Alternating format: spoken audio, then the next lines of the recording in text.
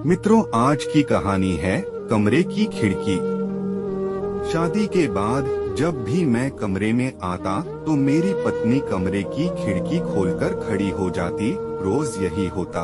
आखिर एक दिन मेरा नाम अशोक है। मैं एक मिडिल क्लास फैमिली से हूँ। मेरी छोटी मोबाइल रिपेयरिंग की शॉप है। मेरे घर वालों ने मेरी शादी एक लड़की से तय कर दी। लड़की हमारे दादा के पास के गांव की थी। लड़की के माता पिता नहीं थे। उसे उसके मामा और मामी ने पालकर बड़ा किया था। घर वालों को लड़की पसंद आ गई थी। मैंने शुरुआत में टालने की कोशिश की। मुझे इस बात से थोड़ा ऐतराज था कि लड़की गांव की है, लेकिन मेरे घर वालों की आगे मेरी नहीं चली। मेरी शादी उसी से होना तय हो गई। शादी तय होने पर जब मैंने उससे बात की तो मुझे उसका स्वभाव पता चला। वो बहुत कम बोलती थी। जितना मैं पूछता बस हाँ या ना में ही जवाब देती। मैंने कई बार पूछा कि तुम इतना ही बोलती हो या मेरे सामने शर्मा रही हो। फिर उसकी तरफ से वही चुप्पी होती। उसके मामा और मामी भी कहते हैं कि हमारी लड़की बहुत सीधी और कम बोलती है। मुझे भी उसकी यह बात धीरे धीरे पसंद आने लगी। हमारी शादी करवा दी गई। शादी अच्छे से हो गई थी। शादी के बाद सुहागरात का समय आ गया। मैं अब अपने जीवन की एक नई शुरुआत करने जा रहा था, जिसके लिए मेरे मन में कई विचार थे। इतने दिनों तक बात करने पर मैं उसका स्वभाव समझ गया था, इसलिए मैं जानता था कि मुझे क्या करना है। मैंने उससे पहले बातें की। वो अभी भी बस मेरी बातों का हाँ और ना में ही जवाब दे रही थी। काफी समय से मैं उससे बात कर रहा था। मैंने उससे पूछा मैं उसे पसंद हूँ, बस वो हाँ कहती। थोड़ी घबराई हुई लग रही थी। थोड़ी देर बाद उसे पसीना आने लगा। मैंने कहा क्या हुआ, तुम ठीक तो हो? वो बोली कुछ नहीं, थोड़ी घबराहट हो रही है। मैंने उसे कहा कि तुम आराम करो, बहुत थक गई होंगी। शादी की दौड़ भाग में ठीक से नींद पूरी नहीं हो पाती है, इस कारण थकावट से ऐसा हो रहा होगा, मैंने सोचा।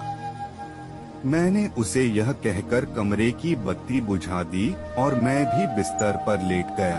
मैंने उसका हाथ पकड़ा। वो घबराहट के मारे कांपने लगी थी और पसीना तेज हो गया था।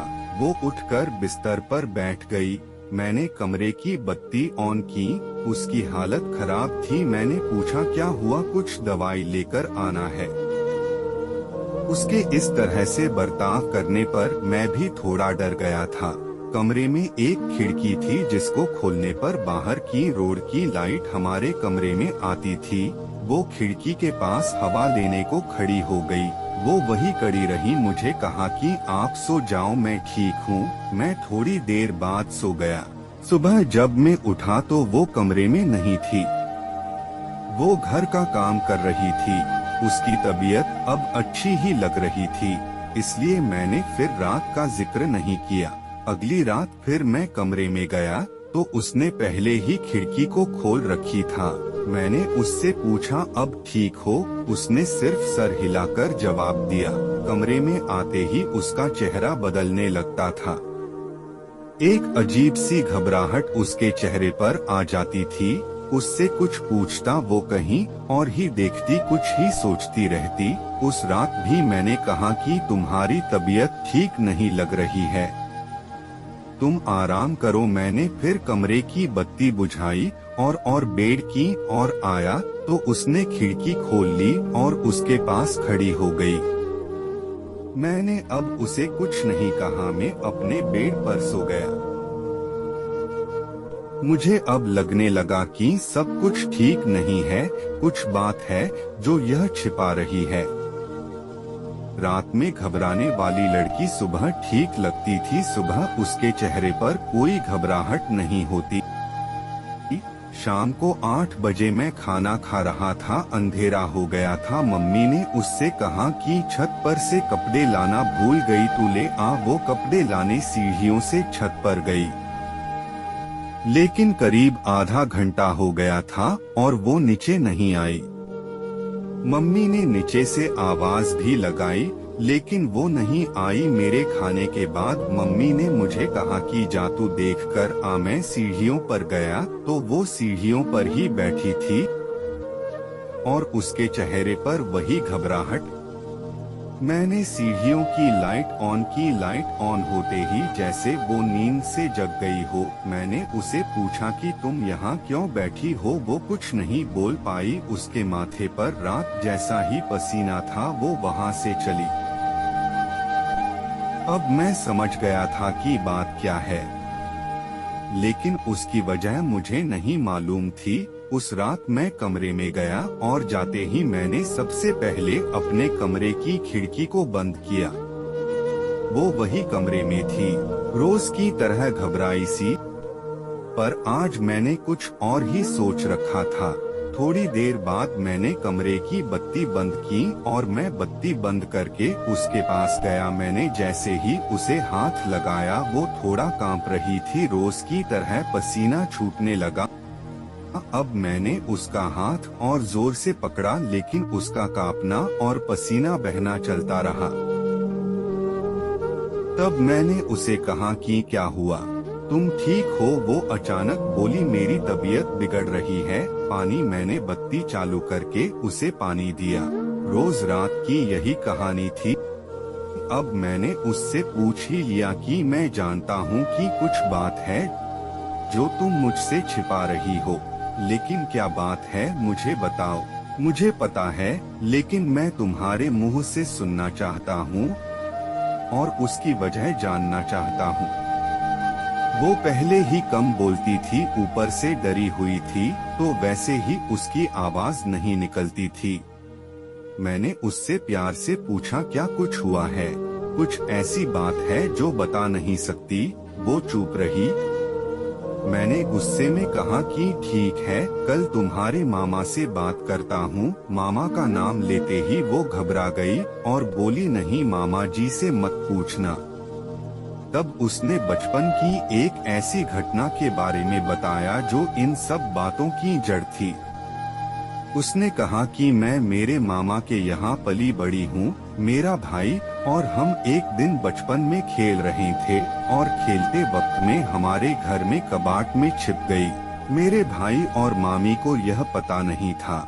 उसी समय जब भाई बाहर दौड़ा मुझे ढूंढने के लिए तो वो गिर गया। मामी उसे लेकर पास के अस्पताल गई। उसका पैर टूट गया था। उसके पहले वो पैसे लेने अंदर आई तो कबाट का दरवाजा बाहर से लगा गई। मैंने तब भी कुछ नहीं कहा। मैं छिपी रही। बाहर क्या हुआ था इसका मुझे पता नहीं था। थोड़ी देर बाद जब मुझे घबराहट हुई तो मैंने बाहर आना चाहा, लेकिन दरवाजा बाहर से बंद था। मैंने बहुत कोशिश की, चिल्लाई, लेकिन घर में कोई था ही नहीं। मैं बहुत डर गई। उन्हें आने में करीब 3 घंटे लग गए। मैं उस कबाट में 3 घंटे बंद थी। उसके बाद उनके आने के बाद भी मैं उन्हें नहीं दिखी तो मामी मुझे ढूंढने लगी। अब मैं अंदर पसीने और घबराहट के मारे बेहाल थी। मामी की आवाज पर मैं फिर से जोर से दरवाजा बजाने लगी तो मामी ने मुझे बाहर निकाला। मैं जब बाहर निकली तो कांप रही थी। मुझे लगने लगा था कि मैं उस कबाट से बाहर आऊंगी या नहीं। आज भी अंधेरा मुझे उस दिन की तरह डराता है। कबाट पुराना था, इसलिए कहीं कहीं से थोड़ा टूटा था, जिससे मुझे सांस लेने में कोई प्रॉब्लम नहीं हो रही थी। बाहर क्या हुआ था इसका मुझे पता नहीं था। मैं जब बाहर आई तो मुझे पता चला कि मैं इतने समय तक अंदर क्यों बंद थी। उस दिन से मुझे अंधेरे से डर लगता है। मुझे पसीना और घबराहट होने लगती है। मामी ने यह बात मामा को नहीं बताई थी, नहीं तो वो मुझे और भाई दोनों को पीटते। मुझे नहीं पता कि अब यह कब तक मुझे परेशान करेगा, लेकिन मामी को यह पता है, इसलिए वो मेरा ध्यान रखती थी। यह सब सुनने के बाद मैंने कहा कि यह बात तुम पहले भी बता सकती थी। मेरी पत्नी बहुत ही सीधी थी और घटना के बाद शायद वो और भी डर गई थी। उसे लग रहा था कि उसकी यह परेशानी मैं समझूंगा या नहीं।